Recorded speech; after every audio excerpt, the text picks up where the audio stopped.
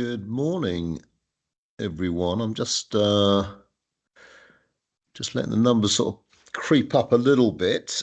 Thanks very much for joining us. I'm just going to have a quick look to see who's here.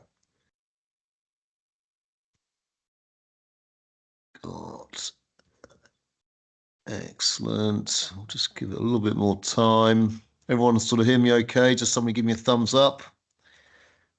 Very good. Thank you for that. Perfect. Okay.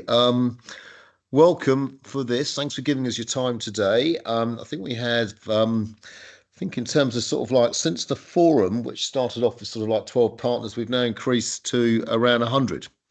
So that's from across industry, from the RTO sector, as well as from some subject matter experts. And so that, I think, says a number of things. You know, primarily, I think it talks about the interest that sits in this space and the natural desire that people have to learn more about where this thing is and where it might go to. And so that definitely gives us a real sense of confidence at this point in time that we are pushing into something that is needed, wanted, and valued. And so that's a really good place to start. So what we're about to do this morning is to give you an update as to where we're at since the time at which we launched the accelerator at the forum, which is only like a couple of weeks ago, and for the team to talk a little bit about sort of what it looks like and where we're going to go to first. So we haven't started work yet. We're going to start work on the 1st of October, but we now want to start to sort of really start to align ourselves on what that work is going to look like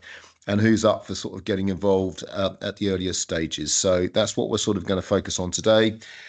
Thank you again for your time. Katrina, if you could just advance to the next slide, please. So as is customary and respectful, I just want to acknowledge, do an acknowledgement of country. So I just want to acknowledge the traditional owners of the custodians of the land on where we are all today from across Australia, and to pay our respects to elders past and present. Next slide, please. Just to remind ourselves as to sort of what it is we're seeking to achieve. You know, we're conscious, obviously, of the fact that AI is becoming increasingly important in terms of ways of doing business, but also in terms of skill sets that our people need to have. So that's across the economy.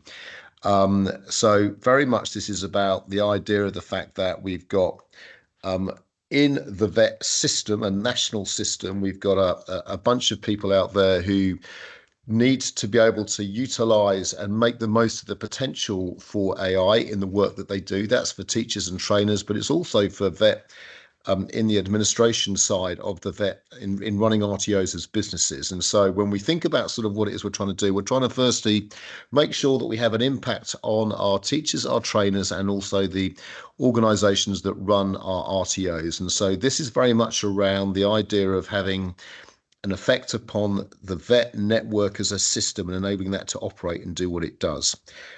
If we are able to upskill our teachers, our trainers, and the ways in which RTOs are able to operate, then they'll be able to do things more effectively, more efficiently, at better scale. The second beneficiaries of the work that we're trying to focus on here is the idea of upskilling our learners. And if you think about the numbers of people who sit across the vet system and are touched by it each and every year, and that's 5 million people who are connected to vet at some point in time. Every single one of those people now need to have some understanding as to what we mean by AI and how to use it if they're going to be able to optimize their own ability to be able to utilize those technologies. And so when we think about that, we are very much focused around the idea of helping to accelerate how we can make this type of training accessible to those types of people. And then the third sort of part of what we're trying to do is to make sure that we're connecting up the system so that we're able to sort of reach out to industry, draw on what industry knows and understands and the great practice that they're using every day within businesses, and connect that into the vet system. And so that's around a partnership with our training providers so that we connect it up. So when we're thinking about the numbers of people that sit on this slide, 30,000 vet workforce, 100,000+ learners, and 50 training providers, it's really about mobilizing the vet system so that we can access those numbers. So 50 training providers, if you think about the numbers of people that you all reach out to and engage with every day, that's not a lot. actually, in terms of the numbers that you deal with. To get to 110,000 learners, that is not a significant ask because you have those communities already in play. It's not a significant ask, again, by working through the training providers to get to the 30,000 workforce. And so what we're really aiming to do here is to connect through the RTO network to connect with our learners and our workforce to enable ourselves to get after these numbers. So that's really the thrust of the work that we're trying to do, is working through you to get to learners, to get to workforce. And obviously where we're trying to end up is in this early stage is to demonstrate that we can work together so that we can do this stuff at scale. But ultimately, it's then around trying to get to a place whereby we've got a longer term sustainable model that's in play, which supports our vet system, our vet network, to upskill others. And when you think about the potential that sits in the vet network, which is around, which is Australia's only national network, but if we can realise its potential to be able to reach out and touch people who are in the system, people who are not in the system but can connect to that system, we think it's absolutely significant. It's a real opportunity for VET to really establish itself, doing something incredibly important for our nation, which is around putting people into the workplace and supporting people in the workplace with these types of skills. So that's where we're trying to get to in the long term. But in the first instance, it's around 30,000 VET workforce, 110,000 learners, and an effective, meaningful, useful collaboration with 50 training providers. That's where we're going to as we look at trying to give ourselves a really clear focus as to what it is we're trying to achieve over the next year. Next slide, please. In terms of sort of like the needs that we have, obviously we've got learners and what it is they're trying to achieve. We've got the workforce, the vet workforce, which is what they're trying to achieve. And then also the idea of registered training organisations. So in this particular slide here, we're just talking about the stakeholders that we're trying to impact and how we're trying to impact them. Industry, obviously, we're seeking to make sure that they have a simpler channel with which to engage with the vet system. And obviously with government, we're trying to make sure that we galvanise government so that they themselves know how to support this effort simply and easily so that we can actually deliver training and support at a scalable in a scalable way. So when we're thinking about our stakeholders, each have differing requirements, but it comes back to that previous slide around our learners, our workforce, and mobilising our training providers. And by doing that, we're supporting industry to engage with the system, and we're enabling government to be able to promote programs that will enable them to achieve their outcomes, be it at a state or federal level. I'm just going to dwell there for a second. And next slide, please. Three real ways of sort of doing our business here. So in the first instance, really what we're about is about sharing knowledge. So we need to understand what works. We need to be able to host that and then make it accessible to people. And the aim there is to demystify what AI is, because there is so much great work that is already going on right across the networks. So we want to be able to talk about that, surface it, and then make it accessible for people so that they themselves can see what it is they might be able to do. The second component of this is about being really clear about what works and why it works. And longer term, where we're trying to get to, of course, is to a position whereby we can get to that sustainable model, which is with the right capabilities to drive the work that we do in an AI-enabled way, taking into account what AI means in terms of our education and training approaches. And what we need to do there is to build an evidence base for how it is we need to organise ourselves as we go forwards. And so that second point there, understanding what works and why, is all about being clear about how we should deliver this as we go forwards in time, to enable us then to prepare a business case or business cases that go to government to ensure that they are supporting the right things in the right way. There's a difference between where we are today to where we're going to be in 1 year's time or 2 years' time. Let's focus upon the important stuff today, but let's be clear about how it is we want to deliver this type of training across our vet network. And if we can do that, then let's put together a decent, robust, compelling case for government, which helps them understand how it is and what it is they need to do to help enable that network to be able to operate in this environment. So the what works and why is really about how we surface what is already being done out there, best practice that's already being done in the vet system, vet practice that is being done outside that system, and then understanding how it is we can operationalize that to actually underpin how the vet AI capability can evolve as we go forwards in time. So that's the second component of what it is we're trying to do. And the third part is really around this idea of the fact that there are a whole bunch of challenges out there that can be that we know need to be addressed if we want to move forward and make progress in this area. And so in the action learning sprints, what we want to do is to separate out what those challenges are and then deal with them one at a time quickly so that we can start to put capability onto the ground, which you can all access, which is going to help you in this particular space. And so Andrew's going to talk about that in just a moment, but the action learning sprints is about focusing upon the problems that you want to get fixed and then working together to fix it, bringing together industry and its experience with the vet system so that you can be stimulated by each other to come up with solutions to those particular problems that you can see. So that's what we're trying to achieve. So knowledge share so that you can see what it is works and you can learn from that best practice and you can then apply it. Let's make sure we get the advocacy right based upon evidence. That's the second part. And the third part is let's focus upon problems and fix those problems. Next slide, please.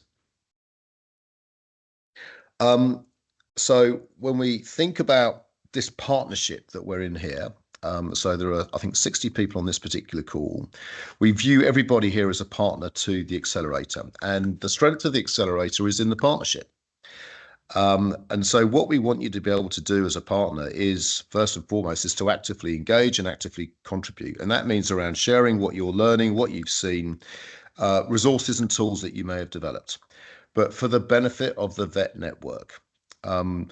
We want partners who are willing to move quickly. We don't have time to continue to sort of look at things and discuss, what's the problem that sits behind it. Let's arrive at the idea of a solution. Let's operationalize that solution and let's make it available. It's very much about you guys. It's very much around industry leaning in. It's very much around RTOs leaning in. Everybody here is doing great work. How do we bring it up and share it? And the FSO's role in this is really as an orchestrator. So we all know how fragmented the system is. Our role fundamentally is to play across the fragmentation of the system, to try and pull it together, to give it some direction and focus, and then to really sort of track and push us towards achieving the outcomes that I described right at the start. So it is very much around partnership, and the extent to which you wish to get engaged with that partnership will be the strength of the accelerator as we go forwards.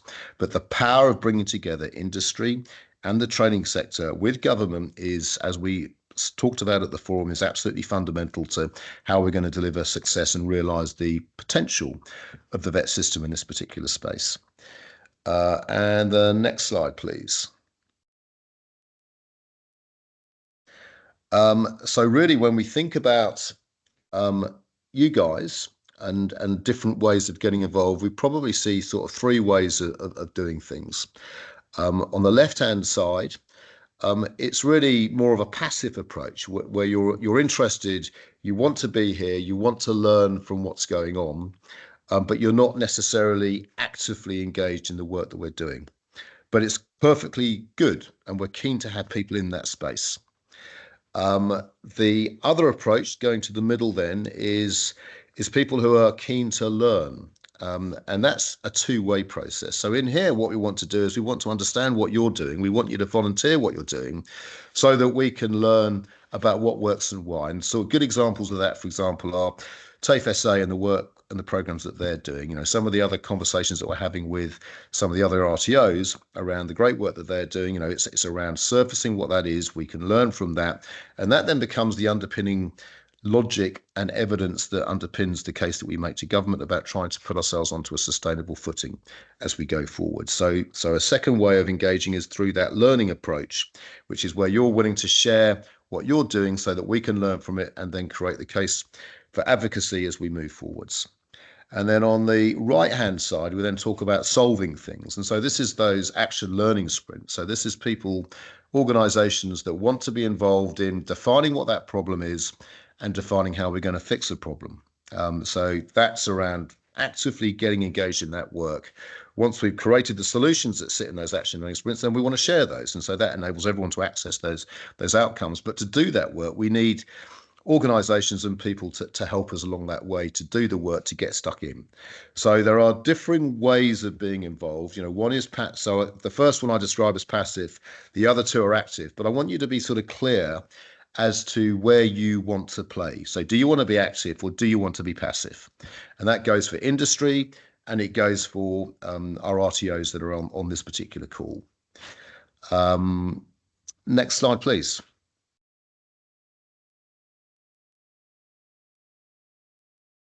PK, we might just pause there for a moment. Right. And we've got related to this, how to engage, we actually wanted to get a sense from you all about where you're kind of sitting at the moment on this. So we've got a little poll that we'll run in the background. There it is. Katrina's put that up. And while you're thinking about that, we have a couple of our partners here that we'd like to invite just to say a few words about why they are a partner, what they're hoping to get out of the accelerator, just to give some of the other folks who have recently signed up a bit of a better sense of what it can mean to be a partner. So can I ask Victoria Griffith, the Dean of Teaching and Learning Academic Development from TAFE SA, just to say a few words. Thanks, Victoria. Hi, everybody. It's a pleasure to be involved with the accelerator again. I was at the launch last month and it was really, really successful. So keen to continue our contributions. So AI is impacting how we all live and work. And as the public provider, TAFE SA has a pivotal role in South Australia to support our communities to safely and confidently develop their AI skills for many, many needs. So that means that our influence and our impact is beyond building vocational expertise in AI, which we're very keen to do, but we're also working towards ensuring that all of our educators and all of our learners have fundamental AI skills, which are relevant to their course of study, to the industry they're working in or seeking to work in, but also as a benchmark of digital literacy. So at TAFE SA, we're setting up the systems and processes to address those challenges that we see associated with AI so that we can support and enable our workforce, our educators and our learners to thrive. So we're working towards an outcome where we have equipped our educators with the support, the confidence, the practical tools they need to be able to navigate this AI world, but also to confidently integrate it into their everyday teaching.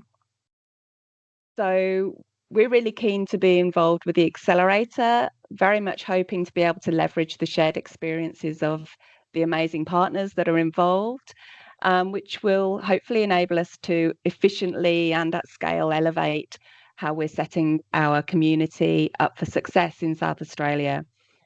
So we know our challenges will be similar, but we're all at different stages of our AI journeys with various lessons to share. And so really looking forward to that, those learnings, that collaboration, the added expertise of the industry partners to support us to move forward.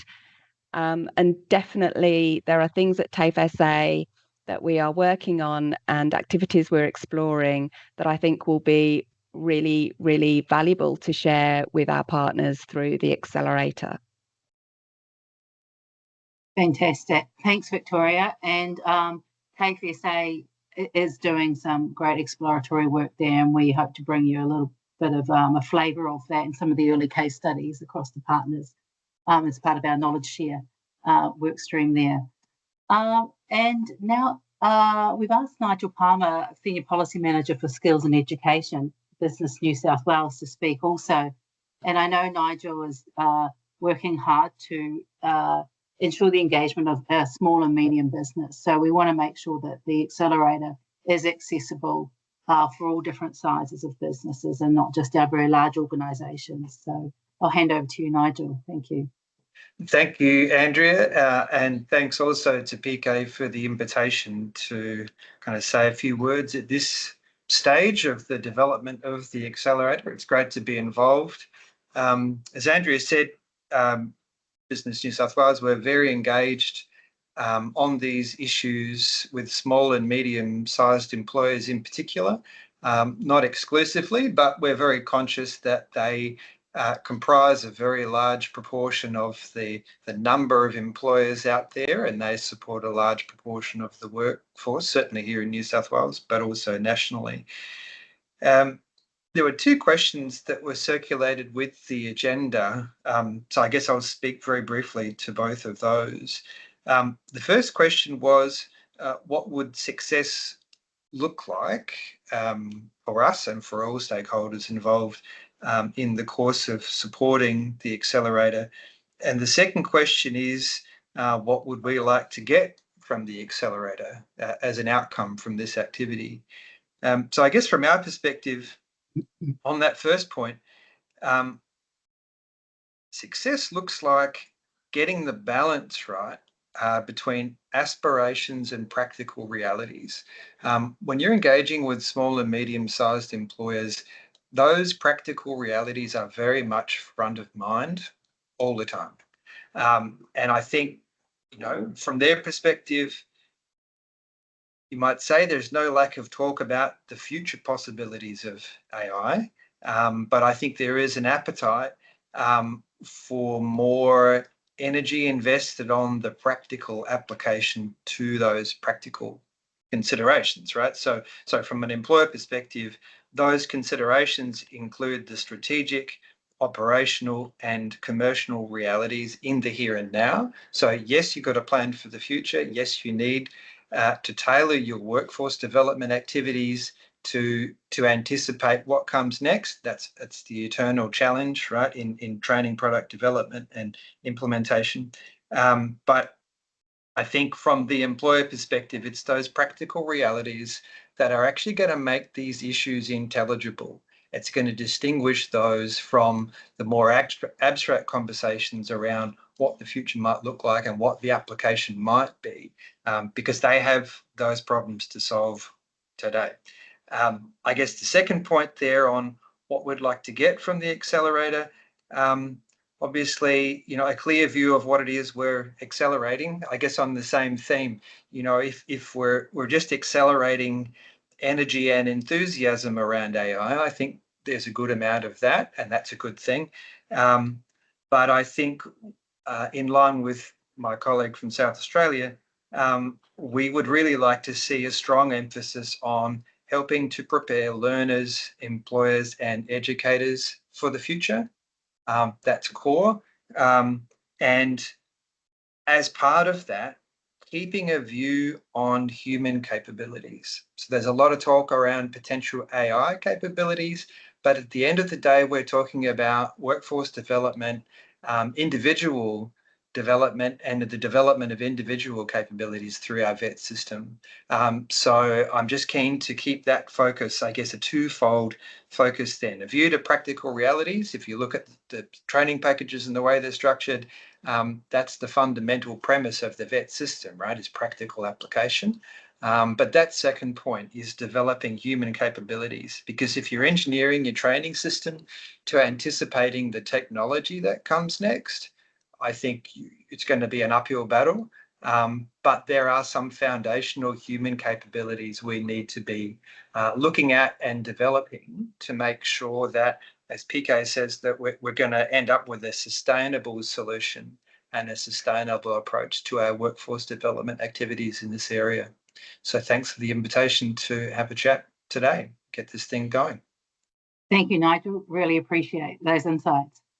So next, I just wanted to take the opportunity to dive into one of our work streams, which is a little innovative, I suppose. So this is how we move the accelerator from being a place you go to pick up a tool or resource to properly a community. So Katrina, if we could just move to the next slide.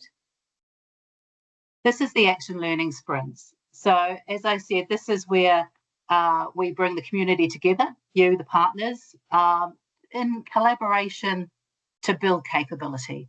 So as PK said, the action learning sprints, the focus of this work stream is collaborating around those challenges for which there are not ready solutions. So it might be that there are pockets of things happening around, and there definitely will be, and we're hoping to bring those into, that the partners bring those into this process, but they're not yet well known, they're not yet scaled, and we don't know how to sustain them, and they're not connecting with enough people.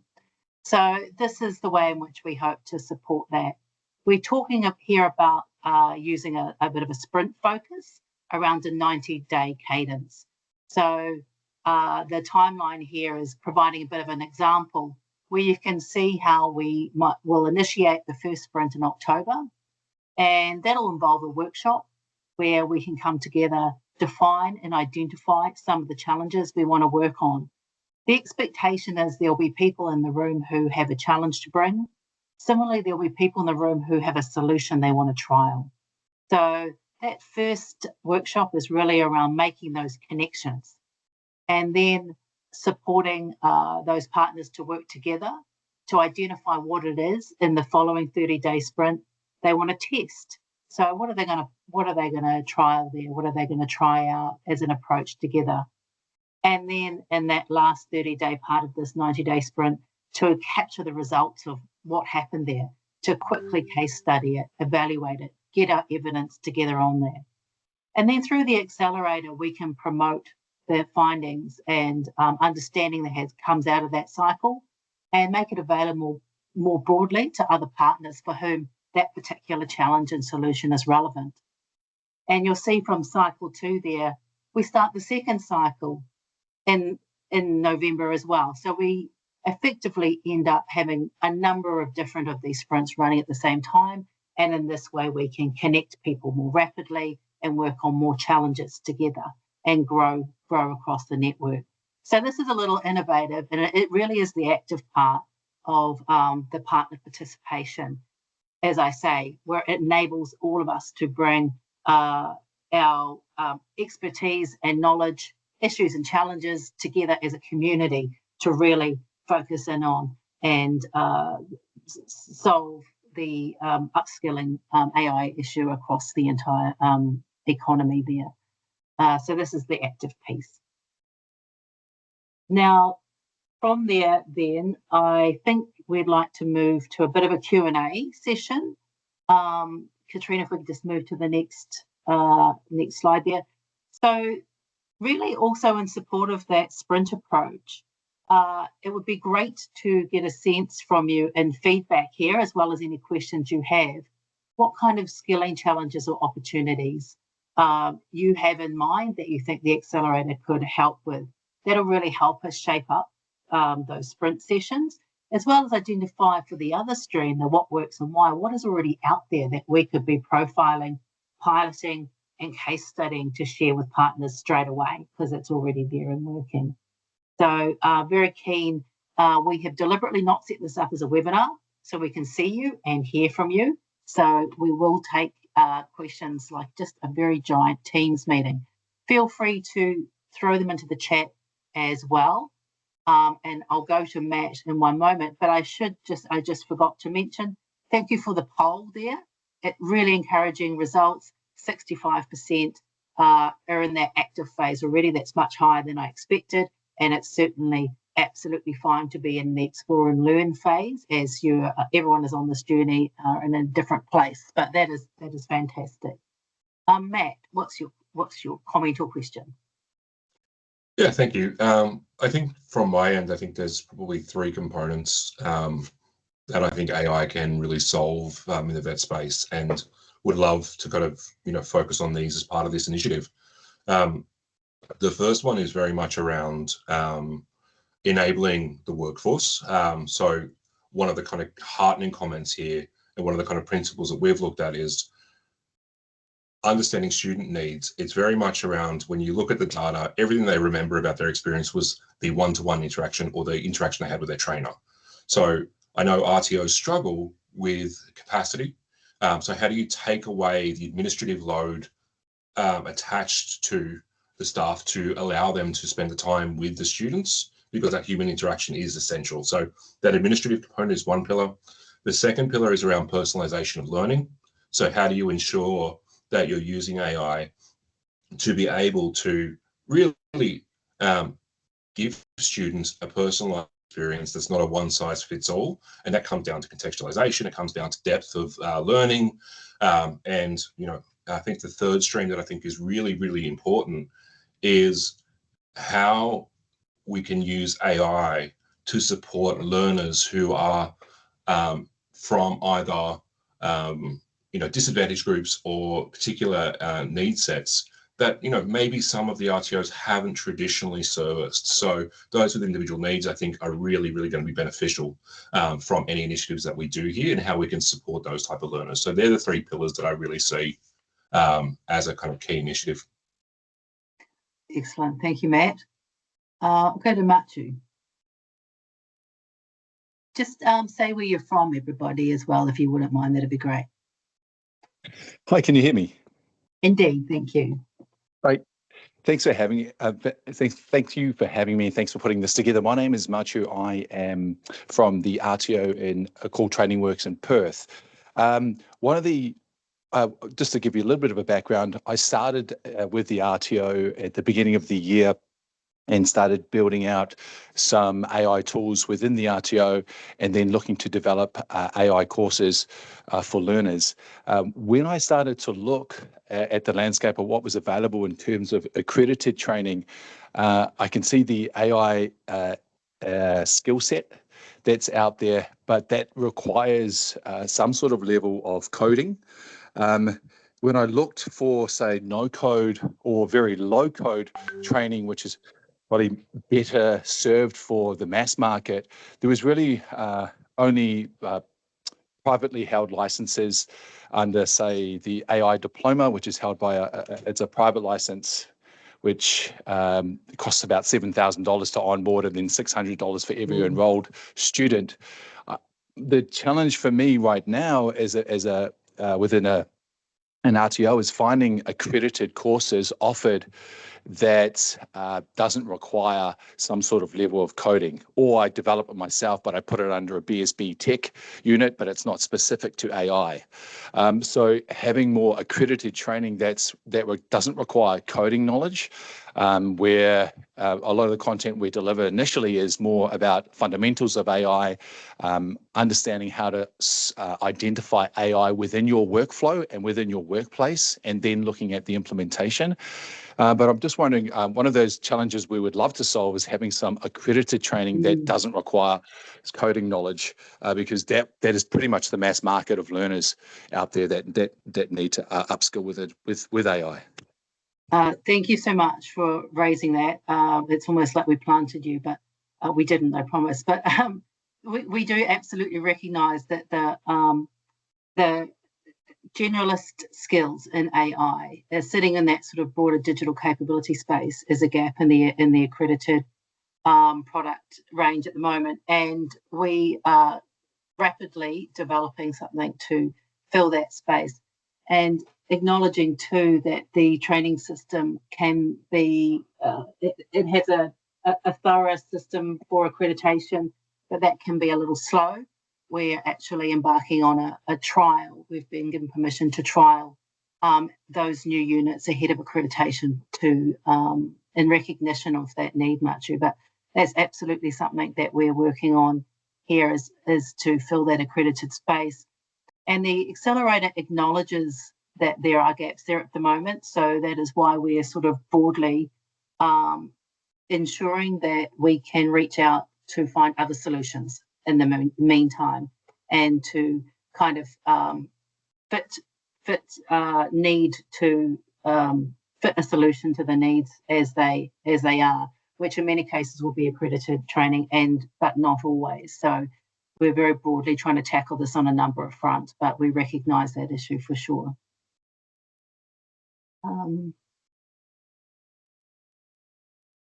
Any of the folks in the Sam, you've got your hand up there. Let's go to you. Hi, everyone. My name is Sam Nikolsky from Wyndham Tech School at Victoria University. So there are, lots of other AI in education initiatives and resources, working groups, community of practices that are already up and running. What makes this accelerator different? Yeah, and that's a good point, because one of the challenges that we're responding to is folks saying it's not that there aren't things out there, it's a crowded space and we don't know where to start. So the accelerator is trying to respond to that. And we're purposely designing it to be a partnership between industry and the national training system, which is key to working to co-design solutions, we think, for the AI skilling challenges that we just can't resolve on our own, and to use the evidence that is developed to scale those solutions at pace. So it's about the community, Sam, and that the sprint cycle that we're putting in place is a tool to help with that, just to try and do things a little bit more differently and uncrowd a little bit of the space rather than add to it where we can. Thanks so much for that question.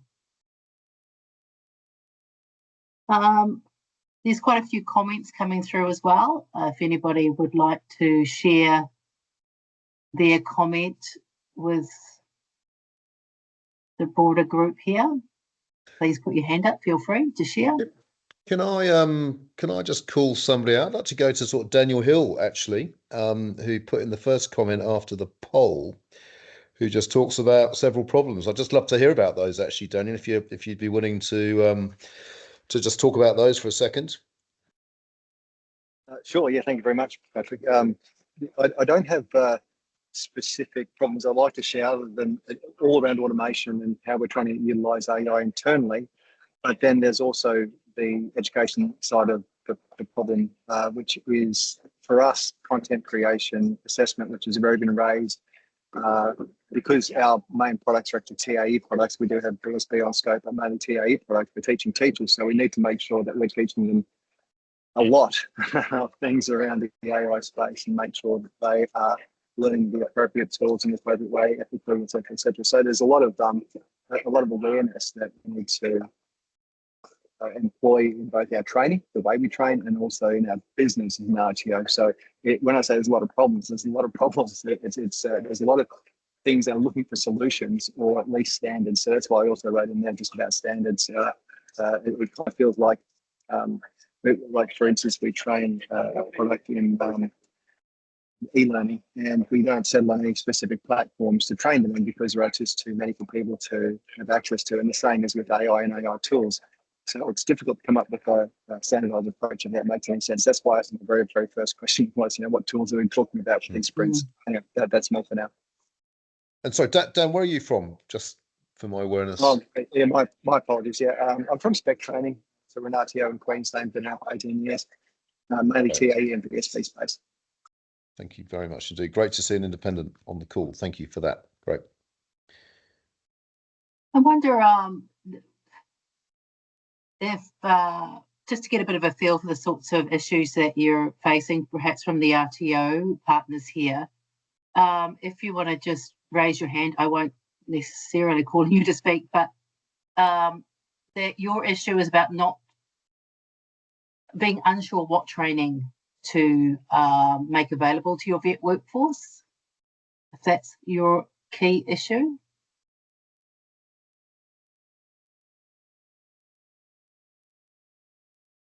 Yep, Dan, yep.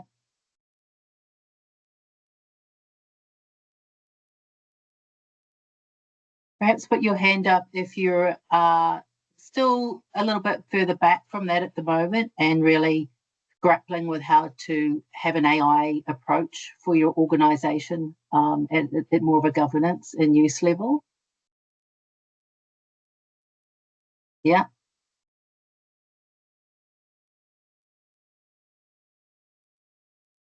How many of you think your vet teachers are already using AI, having been taught on teaching themselves, and they're just using it without you necessarily being fully aware of it?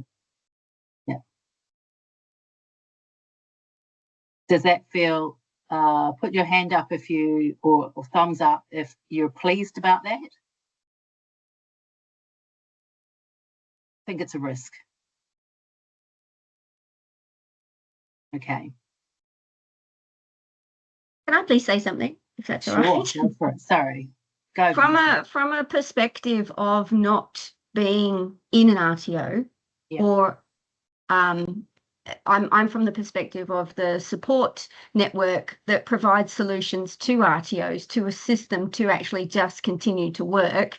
I'm finding that there's so many different levels depending on where they are in their RTO, either path or journey, and understanding basic fundamentals of governance and risk. They haven't even hit where they need to hit regarding AI.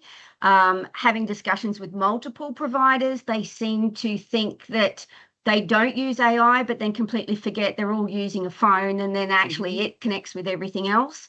And then other products they're using have got AI in them, and they aren't even aware of it.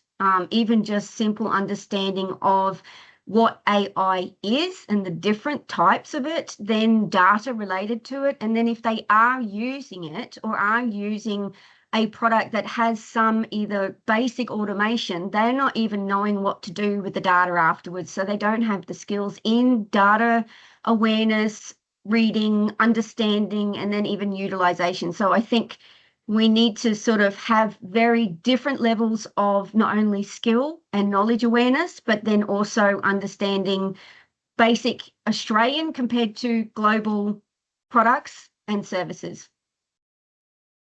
Great. Thanks, Vanessa. And we've got a few comments in the chat there that are pretty much saying exactly the same thing there around that challenge. Great.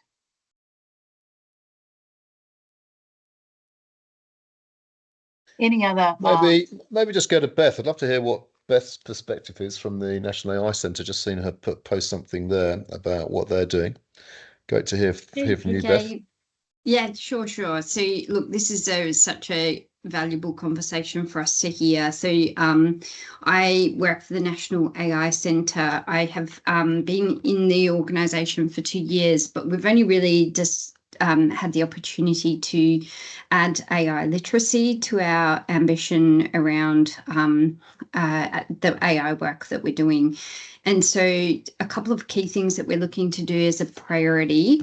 Now, this is with the Minister at the moment, but we do have a draft set of resources that we're hoping to launch in October, which are aligned or inspired by the Cybersecurity Essential 8. So at the moment, we're looking at an AI 6 set of resources that really help organisations understand where the heck they start with their AI governance journey. And so I'm hoping that that material will be launched on the 21st of October. But again, it's subject to ministerial approval. If not that date, we're expecting it to be launched this calendar year along with the National AI Plan. So if there's anything that we can do to support you on this journey, we're very happy to consider that, although recognising there's also some other additional resources that support TAFEs with from state governments and other departments as well. But I think this is a good starting point. The other thing that we're keen to do is get some clarity around what AI literacy means. And I think there's probably a number of people who are struggling to define what AI literacy, but I think we are very keen to lean into that conversation. We work closely with other departmental colleagues who work with the Department of Education and Workplace Relations as well. So if there's anything that we can try and push for greater clarity on AI literacy, I think getting some clarity on that would at least help your organisations understand at what point you need to provide skills to people, and then what other kinds of qualifications might ladder on top of that. And certainly I think FSO are looking at doing that, so we're keen to be part of that conversation, but we're also all the time looking at the ways in which we can move quickly and partner with FSO and others to scale up or explore different skilling pilots as well. So we are very keen to to be part of this conversation. Thanks, Beth, and it's great to have organisations like yourselves in the mix here, and I think that really is such a value for the community. Dinesh, can I take a comment or question from you? Yeah, thanks, Andrea. So Dinesh Puran from Rapid AI for Learning. So we're very much in that space of building AI literacy and competency across the education and training space, and working with RTOs and the vet sector, as well as schools and higher ed and learning organisations. But yeah, just fascinating some of the insights that have come from Beth and other people, Patrick and people who sort of mentioned people being at very, very different places, and some organisations sort of streaming ahead, other organisations not knowing where to start. The students obviously are ahead in this space and are already using it, and then organisations sort of trying to play catch up in terms of how to get their students using it responsibly, ethically.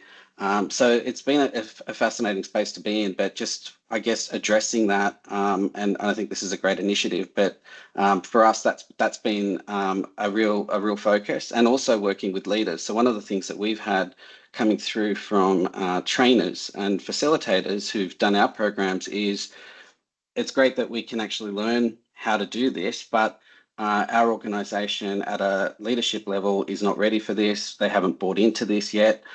So we've sort of played in that space also of helping organisations with the governance and strategy side of things.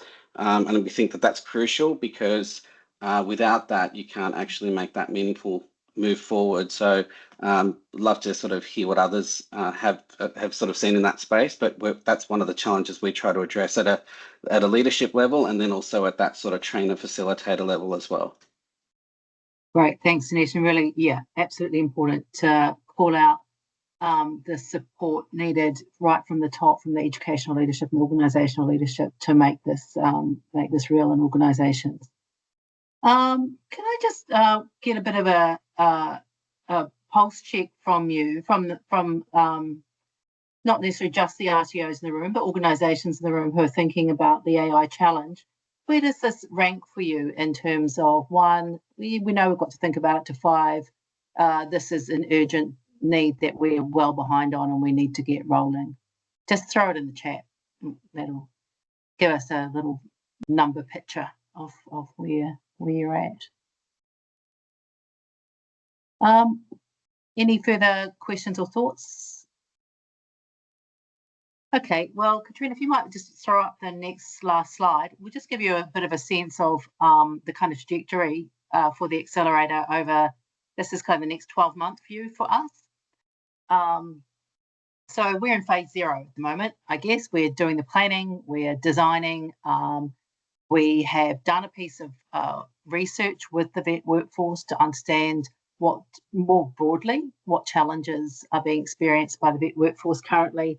And this is one of the challenges that came out of that research, and from whence the accelerator idea has grown. We are moving quickly into phase 1, which is getting our pilots established and identified, working with you all as partners to get you on board and active, and prioritising our sprints and starting our sprint cycles. Then after about 6 months, we are planning to move into the next phase, which is really where we've got a bit of more of an evidence base, where we've developed some case studies, we've got a better idea of what's out there, what works, and what we should be scaling to support the most number of people most quickly. And that'll help us provide useful recommendations and advice to government along the way as well, when there are opportunities for government investment in this space, so that we can help influence those decisions to align with what we know coming out of this work is of most value. And then our goal a year from now is that the accelerator is enabled really to facilitate the connections between yourselves in a more independent way. So FSO's orchestration role will always be there, but to grow this to the size that it is useful perhaps, and to make all those individual community connections We're just thinking about the sort of infrastructure we might put behind the accelerator to help really scale this to get the maximum benefit out of it. And there'll be a level of maturity in the partnerships and the understanding of how we operate together that we'll expect to be seeing at that point. I think that will really be accelerating us towards meeting the targets that PK put up at the very start of this session. And along the way, it says evaluation there, but we will be evaluating this work along the way beyond just the case studies. So to ascertain whether the accelerator model itself has really helped in this space against that crowded market of other options that are there. So that's sort of where we're heading. The next time you hear from us will be an invitation to that first sprint workshop. At the moment, mark the date. It's scheduled to be the 1st of October, so that's very soon. So that, again, just to remind you, is where we will have that session to try and connect up our issues with potential solutions and identify some of the things that we want to trial for that first 30-day cycle. I just want to hand back to PK for any sort of final words. But thank you all so much for your time today and really looking forward to this work. Thanks for your enthusiasm. A good one. Thanks, Andrea. And just thanks to the FSO team for the work that they put in to get us to this particular place. It's been a lot that's gone along to get us here, and it's been really encouraging, I think, to see the progress that we're making, the clarity of thinking that's now coming to play, and actually the active support of you guys. So all of that I think bodes really well. Just reflecting, really sort of back to where we started. This is a massive opportunity. It's a massive need, but it's a massive opportunity. It's a massive opportunity for the VET system, our national training system, which is unique in Australia. Like everything else is like fragmented and challenged because of the way in which we're set things up through our sort of national federated and sort of state-based system. And what we have within VET is this amazing asset, which is linked by a number of things that sort of bind it together, as well as it being something that can be its capability that it sits out in our regions that can access people that normally can't be accessed in a conventional way. And so the network of RTOs, registered training providers, is huge, and its access is huge. And if we're serious about trying to shift the dial when it comes to AI capability across our nation, then the VET network has got to play its part. And I think what this accelerator is about trying to pull that network together so that it can achieve its potential. And so I think there's a really, really important role to be played here by the VET system. And this accelerator is one of the mechanisms by which we do that. We orchestrate as the FSO, but you guys deliver. And really it's about trying to make that as easy as possible and to give it some focus. This is about sort of industry and training providers and government coming together to fix and take control, to fix a problem, to take control of our own solutions. And so that stuff is exciting. It's for us to do this. And I think there's a really great set of opportunities there if we can just learn from the best that we're all doing just to help people move faster, quicker, and into the right spaces. It isn't a competition. This is about us working together to generate the outcomes that we know collectively that we need to get to in a way that suits us. And the accelerator is all about that. So it's the corporate good rather than necessarily an individual sort of good. But there is individual good in the corporate good. So everything can sort of like work so long as we come into it with the right sort of style and approach and culture.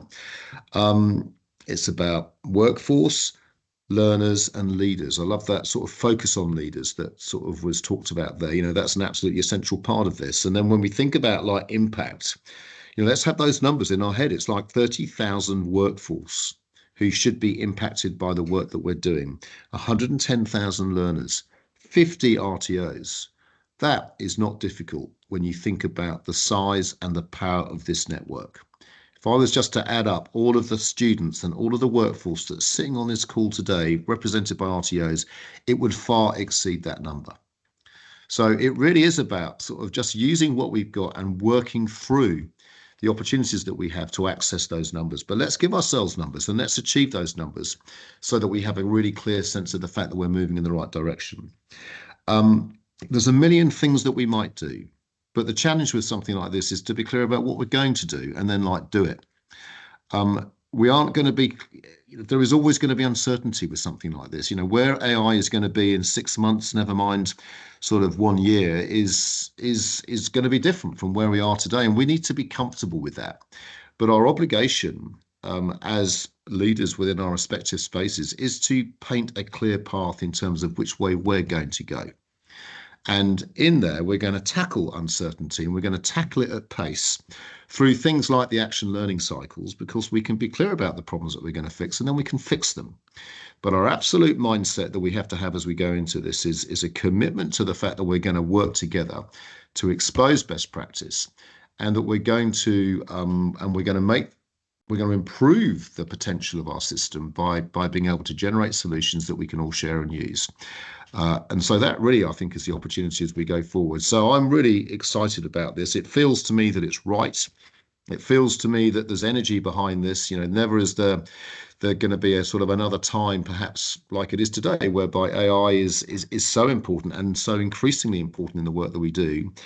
This is our opportunity to sort of get our hands around it and to push it in the right direction. So looking forwards to working with you to go forwards. Thank you very much indeed. See you on the 1st of October. Thanks, everyone. Thank you. Thank you. Thank you.